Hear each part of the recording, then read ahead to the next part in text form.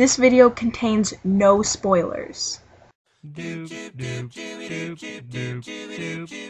Hello, Nolan, Taylor, Hedwig, and Marie.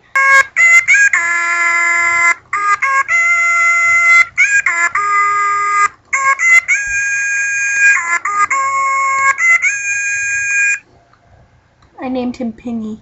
I know none of you are really nerd fighters. I don't know if any of you are. Bye-bye. But I'm sure you've heard of the Vlogbrothers. If you haven't, it's one half of the Vlogbrothers is the guy who wrote Paper Towns. And I've been talking about Paper Towns since I got it. I am going to talk about a different book. So John Green, of the Vlogbrothers, the guy who wrote Paper Towns, he came out with another book that everyone who read it is in love with it. So it is literally the best book I've ever read. I am not even going to deny that.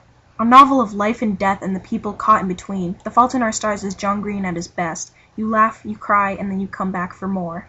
An electric portrait of young people who learn to live life with one foot in the grave. Filled with staccato bursts of humor and tragedy, The Fault in Our Stars takes a spin on universal themes. Will I be loved? Will I be remembered? Will I leave a mark on this world? By dramatically raising the stakes for the characters who are asking. John Green writes incredible, honest truths about the secret, weird hearts of human beings. He makes me laugh and gasp at the beauty of a sentence or a twist of a tale. He is one of the best writers alive, and I am seething with envy of his talent. So yeah, I would say those are pretty fantastic reviews. It is, in fact, a signed copy. It's signed in purple, which is my favorite color, and I'm super happy about that.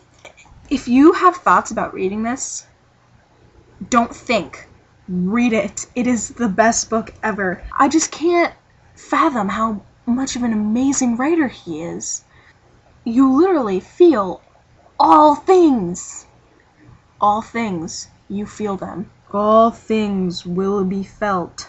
I've never actually cried while reading a book, but I cried while reading this book a couple times. Like I said, you feel all emotions. So I would suggest not reading it in public because I was on the verge of tears, and then the next minute I was laughing, and I was like, oh, I must look like an idiot, because I was on my morning school bus. So she's in this support group for cancer patients, and this is, I promise, this is not spoiling anything. It is right at the beginning of the book.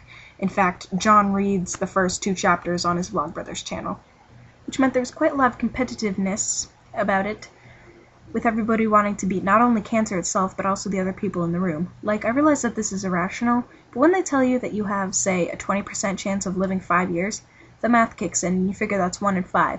So you look around and think, as any healthy person would, I gotta outlast 4 of these bastards. So here's An Abundance of Catherines, and here's Paper Towns.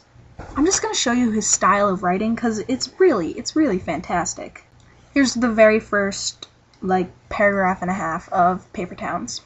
The longest day of my life began tardily. I woke up late, took too long in the shower, and ended up having to enjoy my breakfast in the passenger seat of my mom's minivan at 7:17 on that Wednesday morning.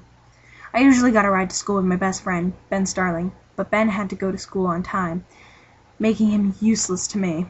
On time for us was 30 minutes before school actually started, because half an hour before the first bell was the highlight of our social calendars, standing outside the door that led to the band room and just talking. Most of my friends were in band, and most of my free time in school was spent within 20 feet of the band room. But I was not in the band, because I suffer from the kind of tone deafness that is generally associated with actual deafness. I was going to be 20 minutes late, which technically meant I'd be 10 minutes early for school itself. As she drove, Mom asked me about the classes and finals and prom. I don't believe in prom, I reminded her as she rounded the corner.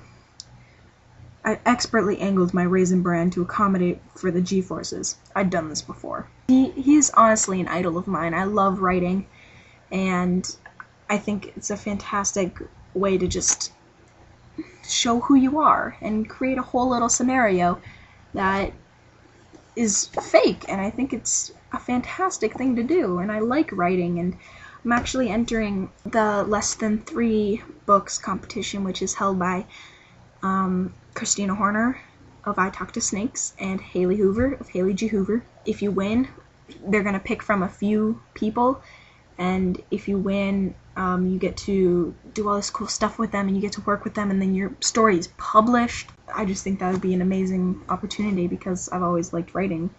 Because I answered your question right, obviously.